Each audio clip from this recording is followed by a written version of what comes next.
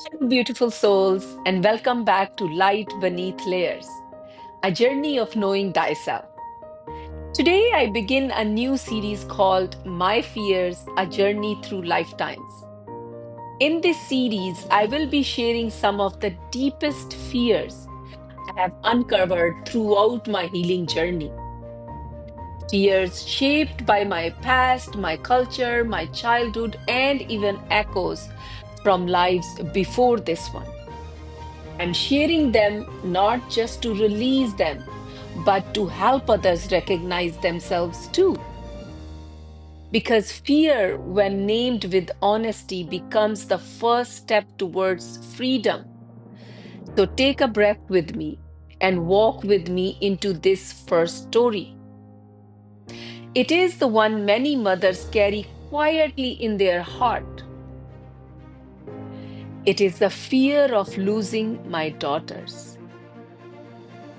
When fear wears a mother's face, it means her deep love turns into constant worry and silent panic, not because she is weak, but because she loves so deeply that even imagining harm to her children feels unbearable. What I want to do in this series is share my fears one by one, like a bouquet of tightly held truths. I did not even know their names until 2006. Before that, I only felt a sinking heart and a desperate need to look good so people would not find out how bad I believed I was.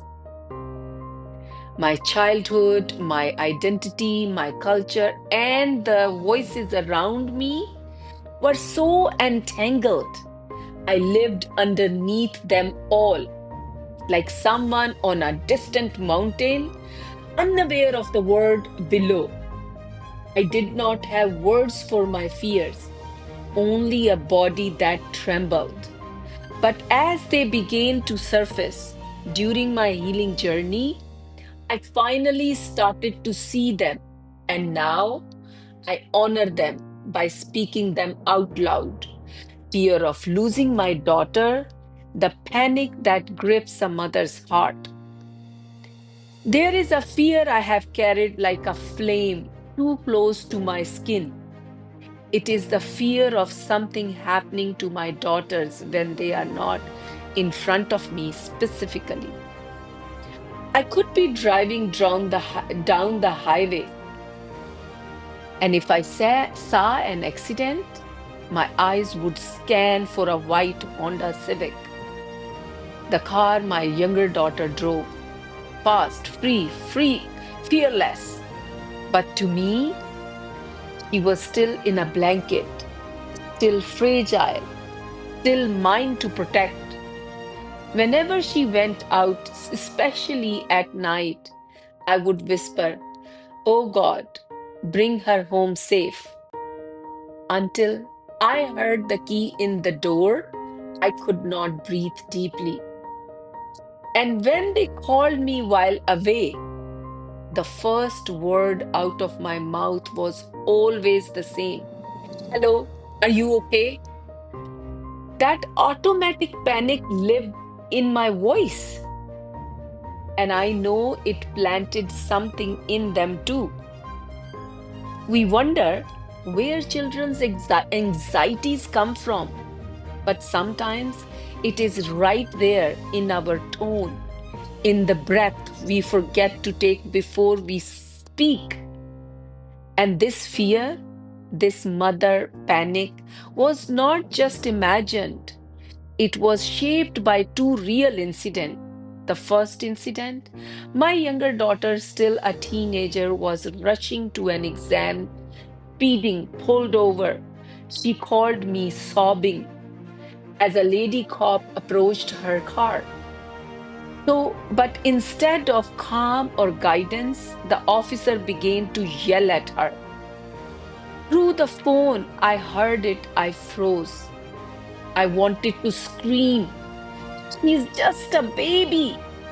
That voice still echoes inside me because in that moment, I could do nothing to protect her.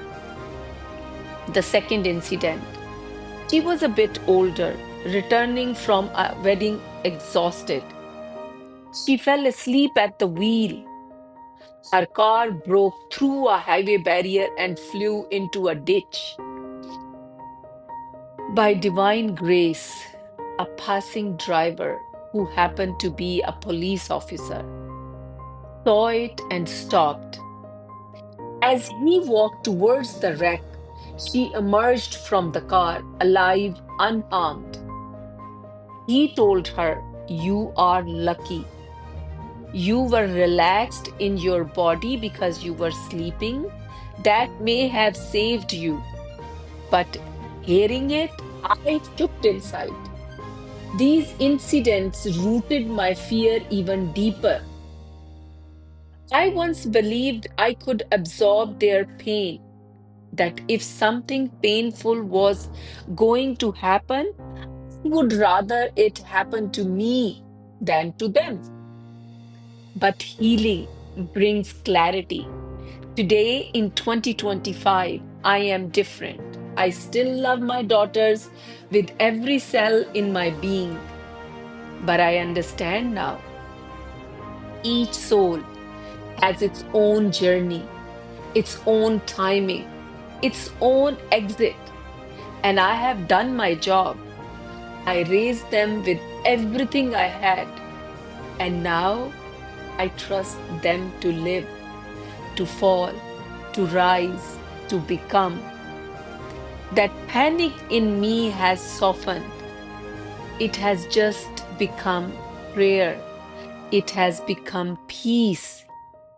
To every mother who has waited for the phone to ring, who has lost sleep at the thought of what if, who has carried fear disguised as love, you are not alone. You are not broken. You are not overreacting. You are just human. Fear wrapped in love is still fear, but it is also a sacred teacher. So today, I honor that fear. I say thank you and I release it because I am not here to guard life. I am here to live it.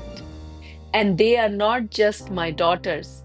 They are souls, brave and beautiful, just like me. So you are the light beneath layers, and the word is better for you being brave enough to share it.